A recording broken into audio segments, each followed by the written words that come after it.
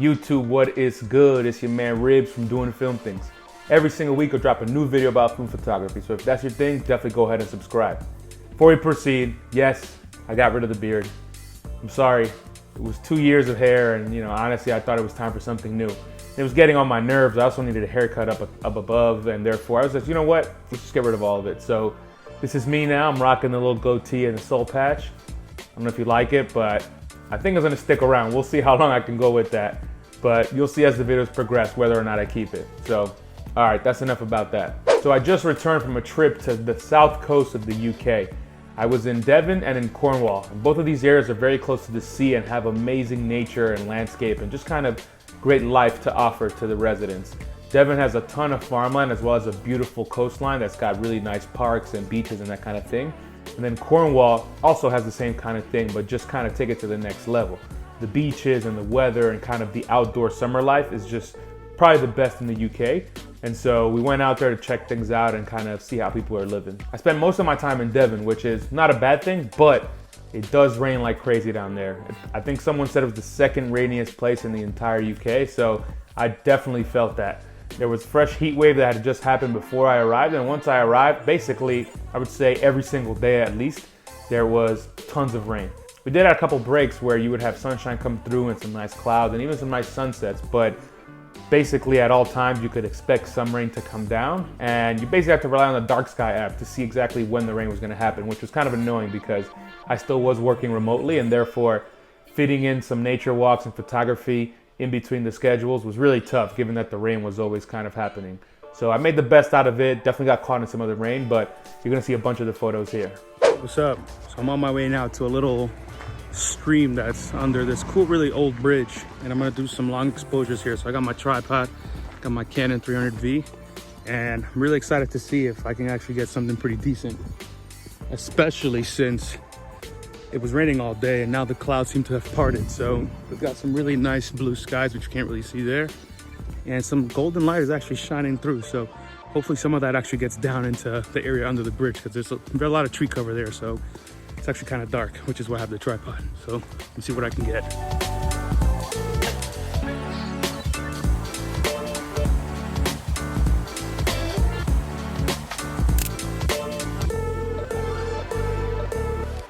I was actually pretty pleased with how these long exposures came out. As you can see, the natural light is coming through the side from the sun, and it's providing some nice hints of highlights on this image. I was actually very happy the kind of color that it brought out of the images, so I'll consider that a success. And it was fun to do some long exposure since I never really do that with my film photography. Fresh off of that photo experience, I figured, you know what, let's look at the weather, and if it looks kind of decent, or at least not horrible, let's go ahead and take a drive into Dartmoor National Park. Dartmoor National Park is actually a giant, beautiful National Trust site that is right above Devon. And it includes all kinds of incredible nature, and there's lots of like walking and hikes, a lot of beautiful tours, which are these granite kind of summits at the top of these random hills. And yeah, it's just a really, really nice place. It's the place to go for all the nature stuff in the area.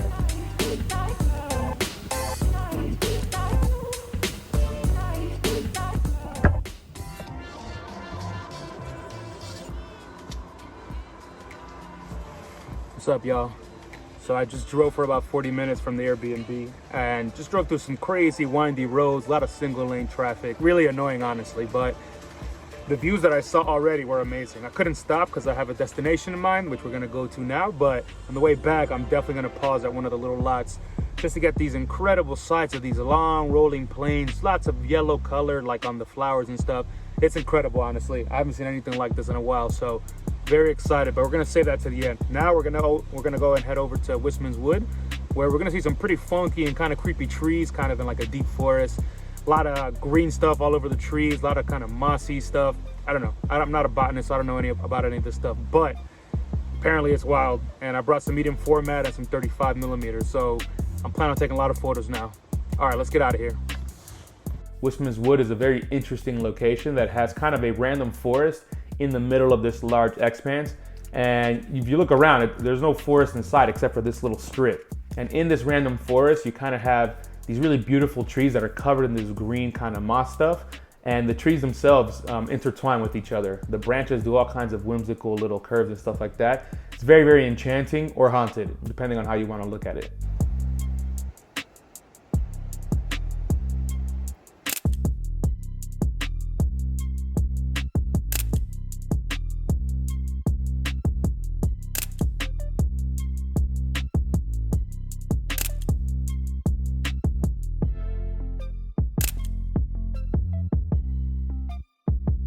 This right here is my favorite photo of the bunch. I'm actually surprised at how good it turned out. You get the beautiful texture here from the highlights. Of course, you can see all the curves. And I just think the natural contrast that occurred here was really, really nice. The sunlight wasn't direct sunlight, but the overcast was definitely quite bright from above. So that actually played well here because it gave a nice rim to all of the tree branches. And yeah, I'm just really happy with how it turned out. This whole park was really tough to photograph because there's just so many trees everywhere and it's hard to focus. So amongst all the photos that I took, I was actually very impressed that I got this one right here because there's so many things to see and kind of photograph in that park that it could be overwhelming. And in the middle of being overwhelmed, I managed to snap a couple of these and they came out sharp enough.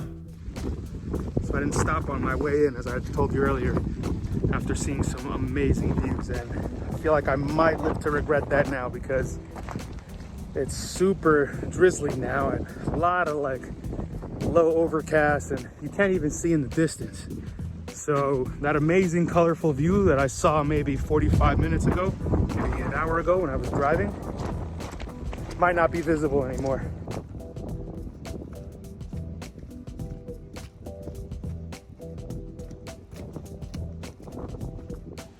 Whew.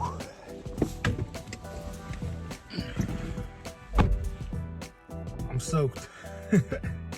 Yeah, it's probably not gonna happen. Hopefully, I don't know. I'm gonna drive by that lot I mentioned and not really expecting anything at all. So unless it's looking like kind of nice and you see maybe a little bit of sunlight, I'm not even gonna bother stopping because it's probably not gonna be good. But I say that now, we'll see what happens when I actually get a hold of this side again. Maybe I change my mind, it doesn't matter if it's raining. I don't know, let's go.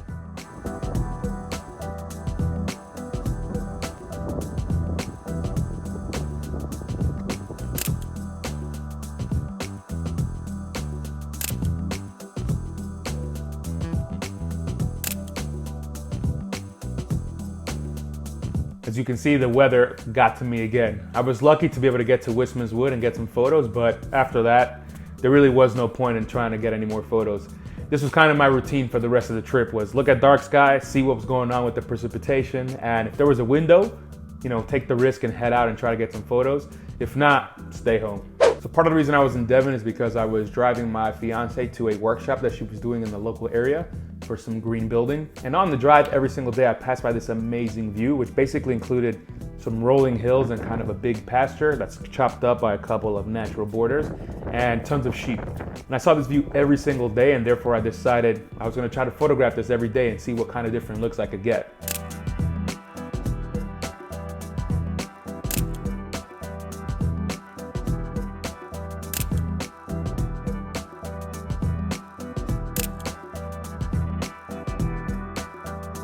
It's tough to say which one of the different photos was my favorite because every single day kind of had its own element, and you know, whether it was the lighting or the weather or the clouds or you know, you name it, each one kind of have something else to offer. But I think this is my favorite right here. I just think the lighting here came out the best and the film was able to capture the true scene better than any of the other photos. So on the weekend, we actually headed out to Cornwall. As I mentioned, we did spend some time out there. So it's about a 2-hour drive from Devon to Cornwall.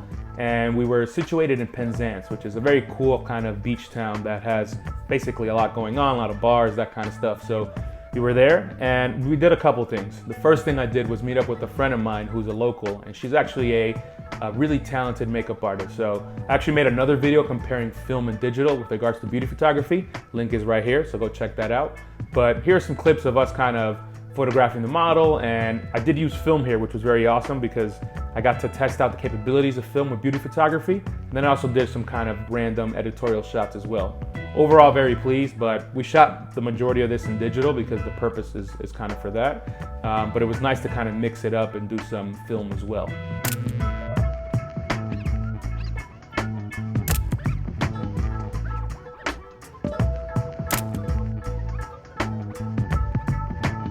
Next thing we did in Cornwall was actually head out to St. Michael's Mount. This is basically a fortress, castle, whatever you want to call it, that was built on a random kind of strip of land that I guess you can call an island. And it's right off of the mainland, right off of the beach. So during low tide, you can actually walk across this like stone pathway that was created to go between the mainland and this island. When it's high tide, you can't see the path at all. It truly looks like it's kind of a little island separated from the rest. So it's a very big tourist attraction. So we headed over there to see what kind of photos I can get. The walk there was awesome. You know, you've got all these beaches and there's a lot of people doing kite surfing and it's just very pleasant kind of beach atmosphere, but it wasn't kind of overrun and it wasn't one of these super busy beaches, probably because of the weather, because it wasn't like super hot. But the journey there was really, really cool.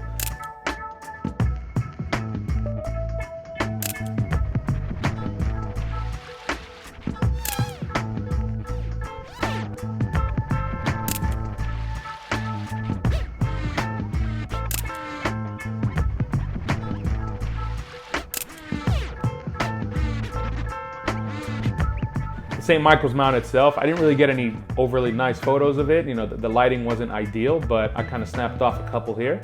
And then there was also this really amazing view that we saw later on in the day when we were kind of strolling around the town.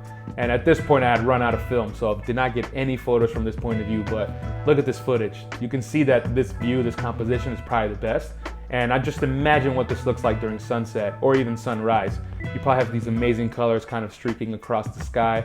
And it's just a very beautiful wide shot. It's a bit elevated and I wish I had film here. On the last day in Cornwall, we actually headed out to Land's End, which is basically apparently the furthest west point of the UK. And you know, it's right on the ocean. So technically, if you keep going in some direction that way, you'll get to New York in the US eventually. But we went over there and basically there's beautiful hiking path that goes across Land's End. And you know, the lighting, it was bright day sky, which is great for kind of hiking, but it wasn't the best for photography because it was very harsh and it kind of washed out a bit of the colors. So I wasn't too happy with the images that I got, but it was still beautiful to go out and do this hike. The coastline there is just incredible. And basically, as you're walking the coast, everywhere you look is another amazing sight.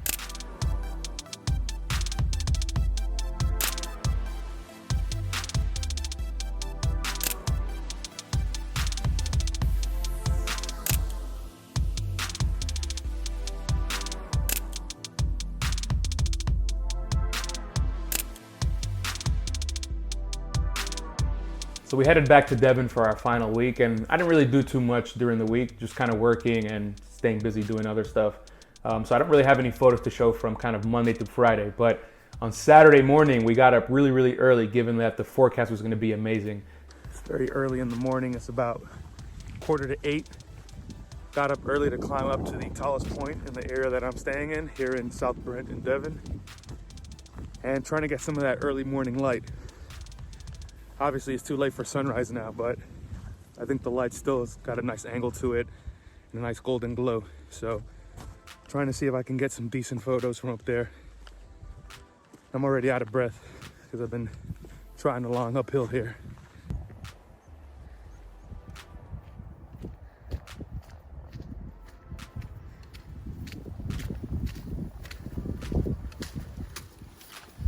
The moment you started gaining some height, you could already see the views behind you and around you.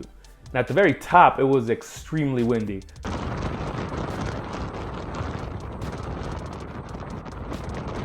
So I did shoot a bunch of stuff handheld with my long lens, my 100 to 300, and tried my absolute best to get something sharp, especially because I had to stop down the lens because it's an old lens. So that's the only way to get anything even close to sharp. But up there was very windy. We saw some beautiful horses. You could see the ocean in the distance. You can see more farmland. It's just an incredible view from up there. And that's not really like the most well-known or the most touristy one of the paths you can take. But even from something so simple and so close to home, it was amazing to get such incredible views.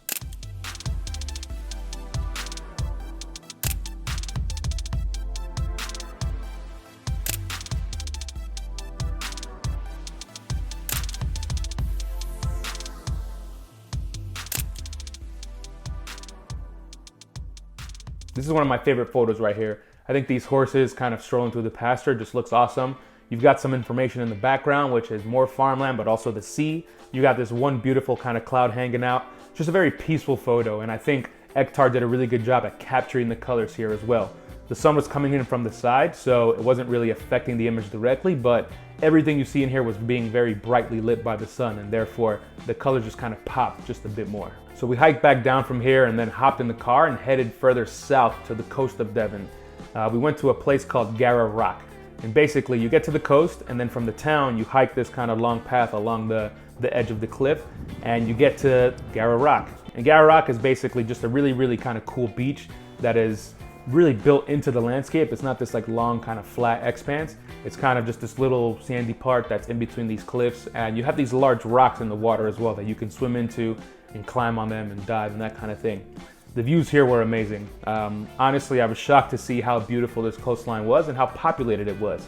Reminded me of what I would see in other countries in Europe. This is kind of a secret gem, or at least a lesser known gem of England here. I don't know why more people don't talk about it, but the water was beautiful blue. We had kind of some good clouds in the sky. It was hot, so it was fun to hike around. And yeah, it was a very pleasant situation to snap off a ton of photos. This right here is my absolute favorite photo from this selection. First of all, this is kind of the coast of Gara Rock as you're walking up towards it, which is just incredible. It looks very interesting. We've got all this beautiful green and then these jagged cliffs kind of running down the edge of the sea line. So just an amazing kind of view just on its own.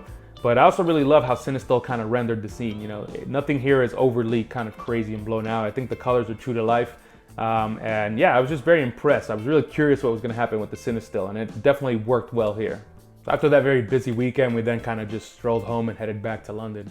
I was tired after not being home for 2 weeks. You know, you kind of aren't in your own space, and therefore you get a little fidgety and you can't wait to get back. So that's what I was feeling. But also I knew I had a ton of film to develop. Even though I developed some of it locally, I had a lot of film to scan.